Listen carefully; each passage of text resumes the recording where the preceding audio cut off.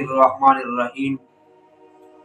میرے تمام سننے والے دوست احباب، میں اللہ تعالیٰ کے رحمت اور خصوصی اس کی برکت سے یہاں تک آ پہنچا تھا کہ احرام نابالغ بچے کا کیا مسئلہ تھا وہ میں نے بتا دیا ہے۔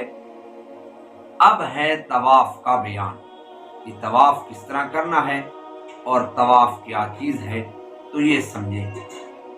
تو بیت اللہ یعنی کعبہ شریف کے گرد 7 مرتبہ مقررہ طریقے پر چکر لگانے کو طواف کہتے ہیں۔ طواف کا معنی ہوتا ہے چکر لگانا، پھرنا، گھومنا۔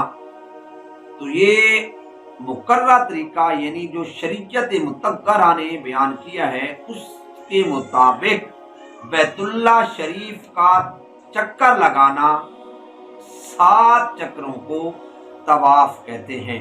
کعبہ شریف کے اس گوشہ میں جو مشرق کی جانب ہے حجر اسود لگا ہوا ہے، وہیں سے طواف شروع ہوتا ہے، پھر وہیں پر ہی آ کر ختم ہو جاتا ہے۔ مسئلے کو سمجھ لو، انشاءاللہ ثم انشاءاللہ یہ کام آئے گا۔ طواف میں کعبہ شریف طواف کرنے والے کے بائیں طرف رہتا ہے۔ کعبہ کا کچھ حصہ ایسا ہے جس پر چھت نہیں ہے، اس کو حتیم کہتے ہیں۔ اسی میں کعبہ شریف کا پرنالہ گرتا ہے جسے میزاب رحمت کہتے ہیں۔ اس میں چھت حصے کو طواف شامل کرنا چاہیے، بلکہ ضروری ہے اس کو اندر رکھنا۔ طواف کے ہر چکر میں رکن یمانی کو دونوں ہاتھ یا دائنا ہاتھ لگائے، اس کو استلام کہتے ہیں۔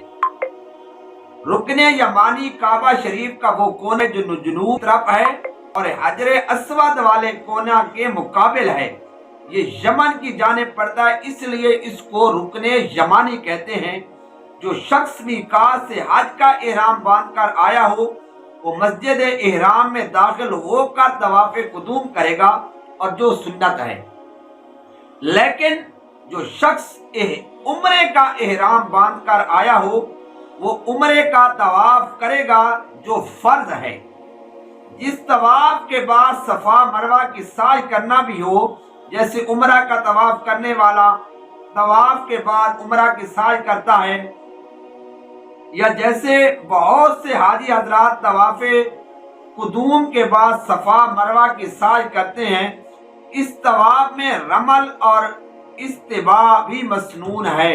رمل صرف شروع کے 3 چکروں میں ہوتا ہے اور استباء پورے 7 چکروں میں ہوتا ہے۔ کاندھے ہلاتے ہوئے قریب قریب قدم رکھتے ہوئے اکڑ کر چلنے کو رمل کہتے ہیں۔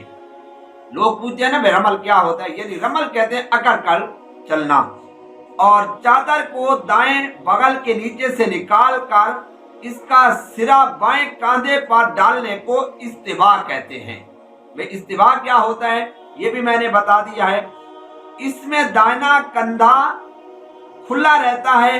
رمل اور استباء صرف مردوں کے لیے، عورتوں کے لیے نہیں ہے، یہ تو آپ سمجھ لیں۔ اب طواف کی نیت اور ادائیگی کا طریقہ کیا ہے انشاءاللہ یہ میں اگلی ویڈیو میں بیان کرتا ہوں، پہلے اس کو سمجھ لیں۔